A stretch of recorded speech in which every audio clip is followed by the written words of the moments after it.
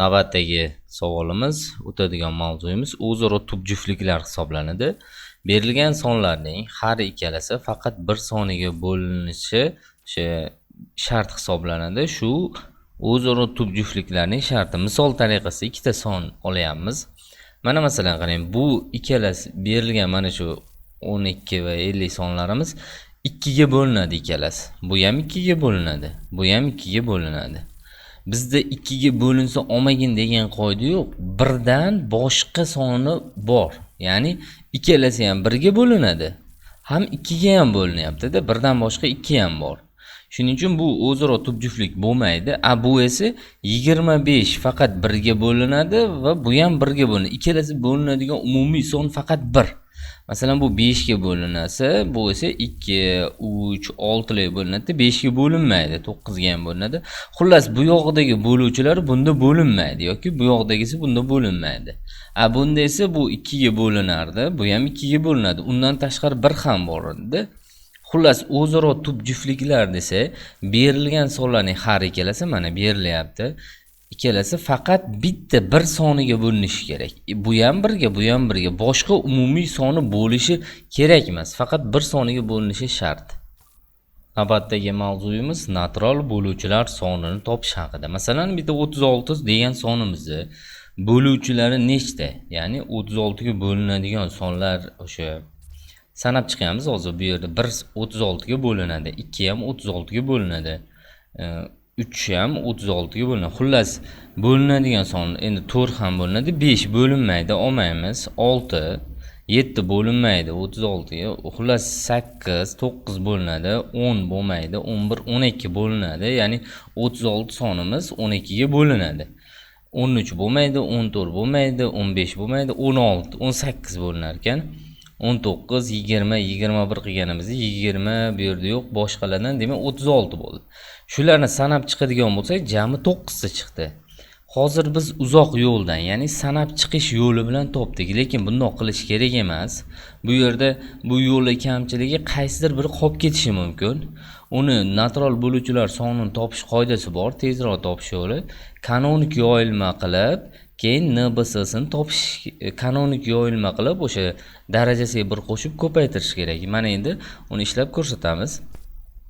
O'sha kanonik yoyilma qilish jarayoni ketyapti. 36 ni 2 ga bo'lingan, 18 ni 2 ga, 9 ni 3 ga va bundan sanaymiz. 2 dan 2 ta ekan, 3 dan esa 2 ta ekan. Mana yozib oldik. Mana shu yerda kanonik yoyilmasi. Hozir aytib o'tganimizdek, kanonik yoyilmasini topib oldik va uning darajasiga bir qo'shib ko'paytiramiz. Mana darajasidagi songa bir qo'shilyapti va xuddi shuningdek buni ham darajasiga bir qo'shib ko'paytiryapmiz va bu 3 va 3 ikkalasini ko'paytirsak esa 9 kelib chiqdi. Qarang, bu yo'lda ham 9 chiqdi. Mana bu uzun yo'l qilib sanab chiqqanimizda ham 9 chiqyapti. Lekin biz bundoq qilmaymiz. Bu uzoq yo'l. Biz o'sha kanonik yoyilma qilib, mana darajasidagi sonlarga bir qo'shib ko'paytiramiz. Bunda bittada chiqadi. Masalan, sizga mana bu usulda kattaroq son berilsa, masalan 200 degan son berilsa, siz sanab chiqadigan bo'lsangiz ancha vaqt ketadi-ku. Shuning uchun mana shu bizda kanonik yoyilma qilib darajasiga bir qo'shib ko'paytirish qulay va hisoblash usuli hisoblanadi. Navbatdagi mavzuyimiz natural bo'luvchilar yig'indisi, ya'ni NBY haqida gaplashishimiz kerak ekan. Birinchi navbatda bitta sonni olaylik. Masalan 36 degan sonimiz. Shuni bo'luvchilari 1 ga, 2 ga, 3 ga, 4 ga, o'sha 36 ni bo'la oladigan sonlarimiz mana shular. Bundan oldin ham gaplashganmiz. Endi shularni yig'indisini toping degan uchun, yig'indisi degani bu qo'shish degan. Demak, bularni hammasini qo'shib chiqamiz. Qo'shib chiqsak, demak bizning javobimiz 91 chiqdi. E'tibor bering, biz sanab chiqish yo'lida topyapmiz. Bu yo'l yaxshi oson yo'l emas, uzoq yo'l. Bu yo'ldan foydalanmaslik kerak.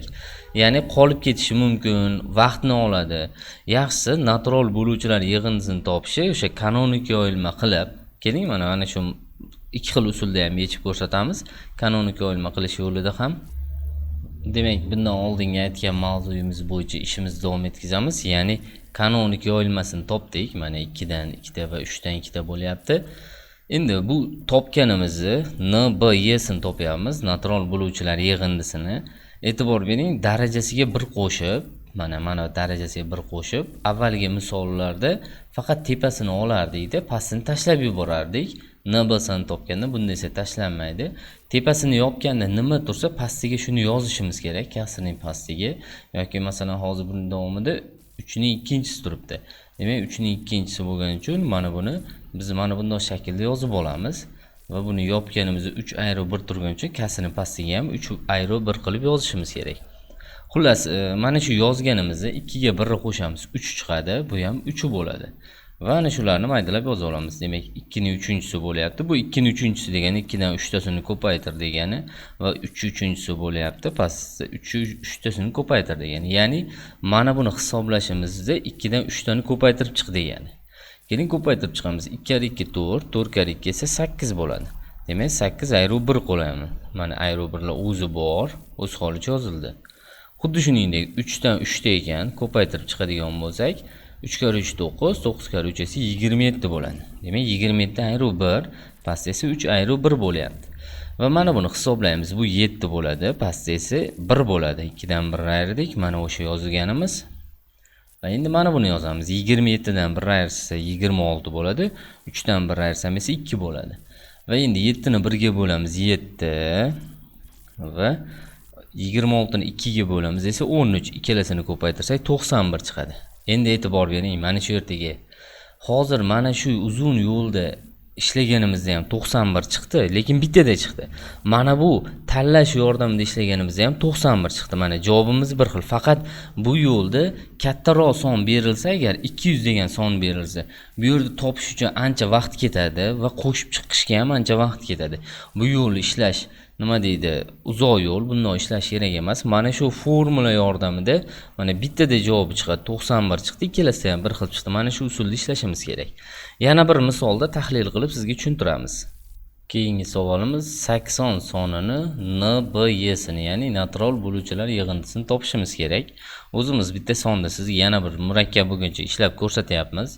Endi 80 ni birinchi navbatda kanonik yoyilmasini topyapmiz. E'tibor bering, mana topildi. 2 dan 4 ta, 5 dan esa bitta. Bu maydalash jarayonlari ketyapti. Xullas, endi n-b-y 80, ya'ni 80 ni natural bo'luvchilar yig'indisini topyapman. Mana bu 2-4-inchisi bo'lgani uchun 4 qo'shuv 1 deb yozib olamiz va pastiga tepasini yopganda nima tursa o'shani yozishimiz kerak. Yoki mana masalan 5 ning birinchisi ekan, 1 ga 1 ni qo'shib, pastida esa mana yopganimizda 5 ayrı 1 ni yozib olamiz. Endi mana shu yozganimizda buni bunga qo'shib olamiz. Demak, 4 1 ga qo'shsak 5 chiqadi. Yoki buni bunga qo'shadigan bo'lsa 2 chiqadi, 5 ning ikkinchisi deb yozib olamiz. Va endi hisoblash jarayoni, mana 2 ning 5-inchisi degani 2 dan 5 tasini ko'paytirib chiq degani. Yoki masalan 5 ning ikkinchisi degani 5 dan 2 tasini ko'paytir degani. Demak, hisoblab chiqamiz. 2 kar 2 4, 4 kar 2 8, 8 kar 2 16, 16 kar 2 esa 32 bo'ladi. Demak, 32 ayrı 1 bo'ladi. Yoki mana buni hisoblasam 5 kar 5 25 bo'ladi. 25 ayrı 1 bo'lyapti. Pastdagi ifoda esa o'zgarmayapti. Va endi buni hisoblaymiz. Buni hisoblasak 31 chiqadi. Pastda esa 1 bo'lyapti. Yoki buni hisoblaymiz. Bu 24 taqsim 4 bo'ladi. 31 ni 1 ga bo'lamiz, chunki kasr chizig'i bo'lish degani 31 chiqyapti va 24 4 ga bo'lsa 6 chiqadi. Endi ikkalasini ko'paytirsak 186 degan javobimiz kelib chiqadi. Xullas, natural bo'luvchilar yig'indisiga yana bir misol ko'rdik. Navbatdagi savolimiz n raqamining qanday qiymatlarda 50 plus n sonimiz eng kam tub ko'paytuvchilariga ajraladi debdi. Masalan, 28 degan sonimizni olaylik.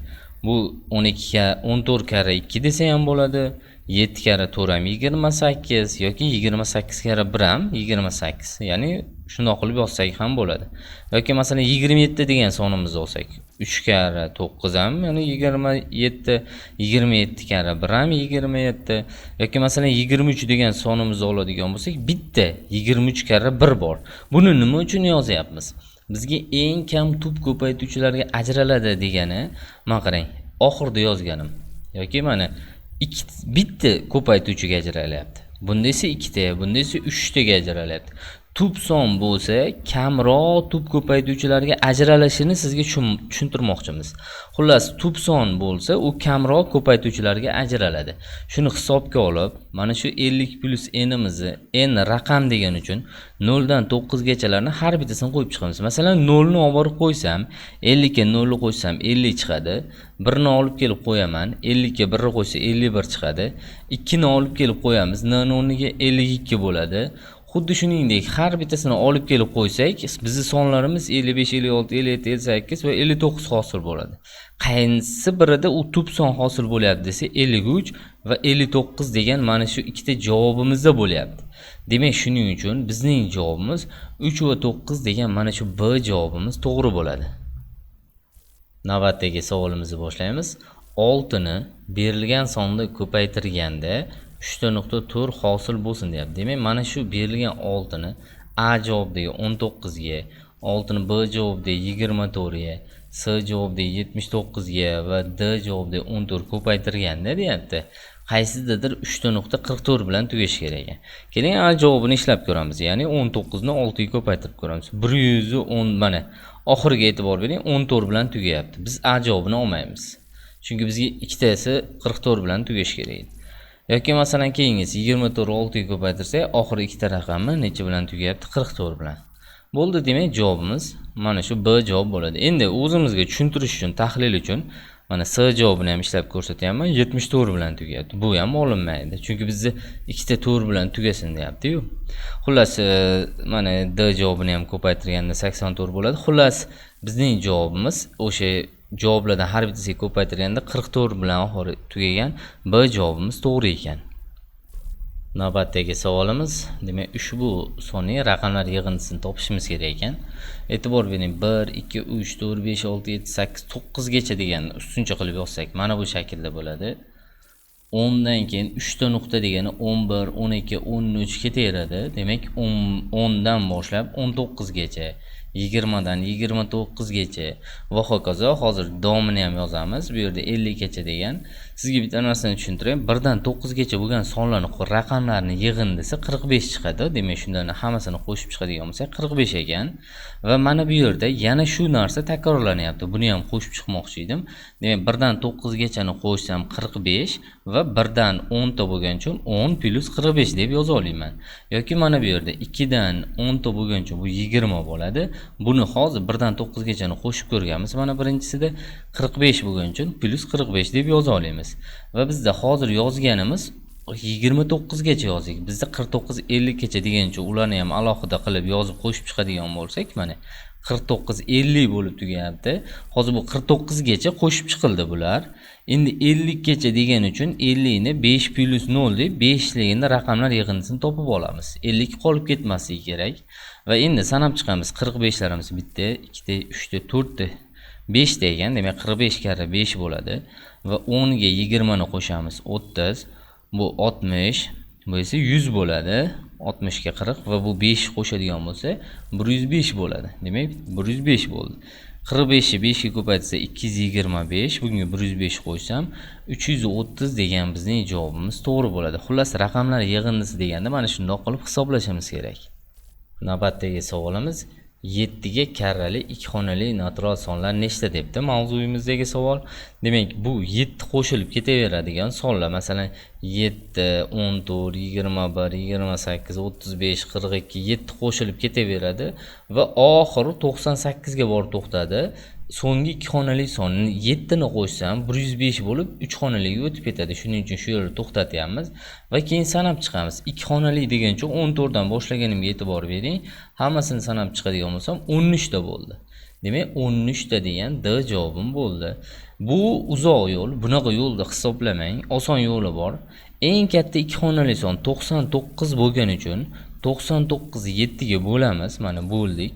Va necha butun chiqibdi? 14 ta bor ekan. 14 tadan 1 ni ayirib tashlaymiz va shunda 13 chiqadi. Bu yo'l 1 ayrilganiga sabab bir xonalilar ichida 7 ga karrali son bitta bo'lgani uchun 1 ni ayirib tashladi. Va bunda ham 13 ta, bunda ham 13 ta chiqdi. Shuning uchun ikkita yo'lda ham mashq qiling. D javobimiz to'g'ri ekan. Navbatdagi mavzuyimiz 35 ta natural sonni ketma-ket yozish natijasida mana 1 2 3 4 5 qilib 35 gacha bo'lgan sonni yozib ko'rsatilyapti. 25 ga bo'lish natijasida hosil bo'lgan qoldiq nechiga teng deyapti. Endi 25 bo'linish belgisi bor. Qoidasi oxirgi ikkita raqami 0 bilan tugasa yoki 25 ga bo'linsa bunday sonlar 25 ga bo'linadi degan qoida bor. Ya'ni bu nima degani 25 bo'linish belgisiga ko'ra o'sha berilgan sonimizni 25 ga bo'lishim uchun oxirdagi ikkita raqam yetarli ekan. 35 ni demak 25 ga bo'lsam ham 10.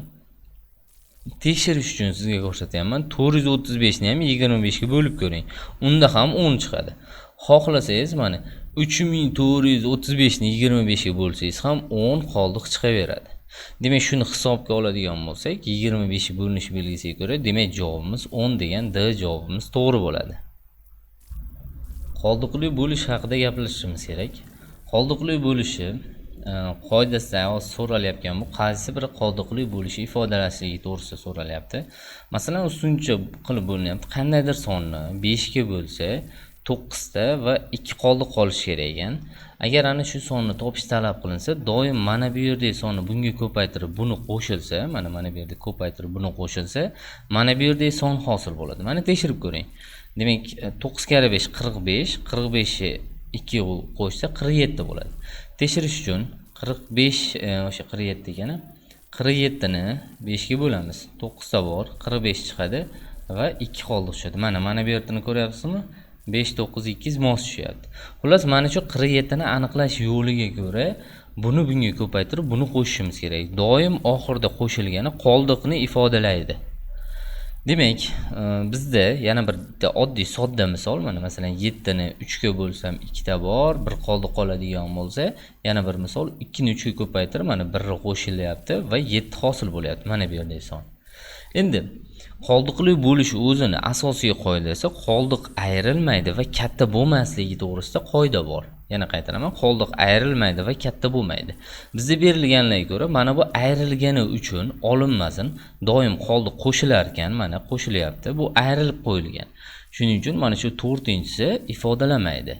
Va endi keyingisi qoldiq katta bo'lmaydi. Mana shuni tushuntirish uchun sizga mana bu 47 ni 6 ga bo'lib, mana shu yozilgan ifodamiz 6 kare 6 36, 11 qo'ysa 47 chiqyapti. Tenglik to'g'ri, lekin hech qachon 6 bo'lsa 11 qoldiq qolmaydi-yu, noto'g'ri berilyapti bu yerda. Mana shu ifoda o'sha 47 teng 6 kare 6 qo'shilgan 11imiz xato. Chunki mana bu qoldig'imiz mana bu yerdagi sonlardan katta turibdi.